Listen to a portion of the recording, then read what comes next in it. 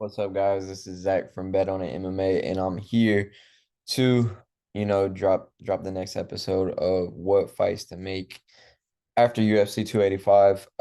They had a lot of good fights, a lot of guys who took it to that next level, are on win streaks. So I'm just gonna go ahead and get right into it. We have my man, Dricus Duplessis.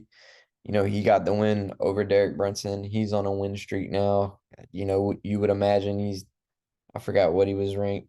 Let me check real quick. Let me check the Carfax, man. Uh, he was definitely in the top 10. I want to say he was number seven. Let's say he was number seven. My phone's not pulling it up, but I'm gonna go ahead and give him the number ranked three guy, Jair Cannonier. Cannonier is coming off a win versus Sean Strickland.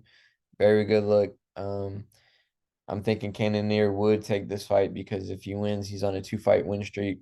When they got a new champion in Alex Pereira, let's say if he does beat Izzy, you know, with a new champ, you're on a two-fight win streak and you're already, number three in the rankings. So I feel like that would be a smart move on Cannonier's part to take a fight against a guy like Duplessis. And, obviously Duplessis would take this fight because Cannonier is a high ranked guy, has fought for the title and beat very good opposition. So I think it would be a good test and a good fight overall. And I feel like that is the fight to make for my man, Dricus Duplessis. And next up, we got my dog, Cody Garbrandt, getting back into the win column. We don't want to give him a top 15 guy yet.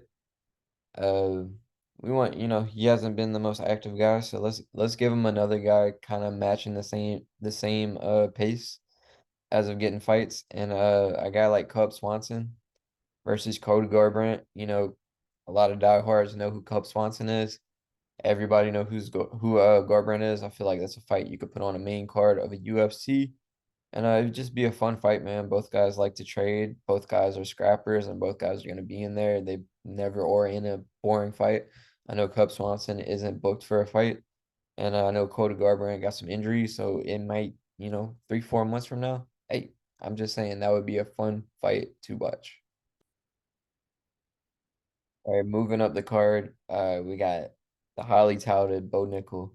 Only 4-0 right now, but he's doing what he's supposed to, man. They It's rare that you see a guy with four fights put out vets like, Jamie Pickett. And if you look at the records of the other guys, man, they're like 7-1, 3-0.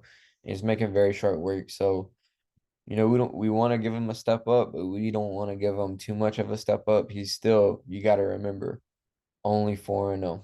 Can he fight at the top? Probably so. He probably could. But let's move him the right way. Let's keep building that name up. And let's give him a guy like Jared Mearshall, right? A lot of guys remember him from fighting Kamzat. He did take a loss, but he did, rack up some very good wins over some good competition. And I feel like this is a fight. Mearshart's primarily a grappler, but he can stand up too. And I feel like this would really push Bo Nickel at least past the first round, man. And we could really see Bo, face adversity a little bit. And I feel like it would just be fun to watch Bo Nickel take that step up, man. And let's see, like, how good is he really? And I feel like that'd be, looking at, the middleweight roster. We want to keep pushing them, but we don't want to keep giving them first round victories. Let's get them to earn it. And yeah, let's give them Mearshalt. All right, next, man. Like I said, he did it in short notice, 10 days. Uh Gamrot. So I'm guessing like this guy can fight any day, any month, any UFC card, doesn't matter. You could really give him whoever. He's gonna be game to fight him. But when I'm looking at Gamera, a guy like that, when you do a UFC a favor, they're gonna give you a favor, and you have to give him a top five guy. A lot of guys are already booked, so I'm gonna give him the winner out of Rafael Fiziev and Justin Gaethje, man. I feel like Gamrot versus any of those guys are gonna be an exciting fight, and it's gonna be a high pace, definitely fight night main event or, you know, third to last fight on a UFC card. Um, Gamrot, he'd be facing off with a striker. He just faced off with a striker with Jalen Turner on 10 days notice. Passed passed the test, got the win, showed heart, showed grit, and yeah, like I said, would love to see him fight winner out of Gaethje and Fiziev. I feel like any one of those would be a fight in the night for sure. Moving on up, we have Shavkat Rakhmonov, and I have to do the same thing with him when I'm looking at the UFC roster. I know they have Kobe still trying to get a fight, but I don't know if he's trying to fight right now. I don't know if he's waiting things out or what, or waiting for the right fight. And if you're waiting for the right fight, I don't know if you pick Ragmanov because he doesn't have the biggest name right now. Keyword right now.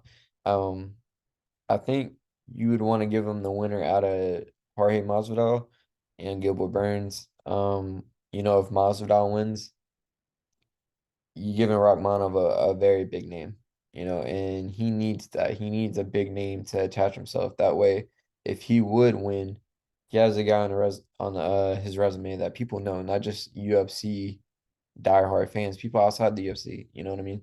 And a guy like Burns, man, he might not have the biggest name when it comes to outside the UFC, but I mean, dude, he's fought the who's who.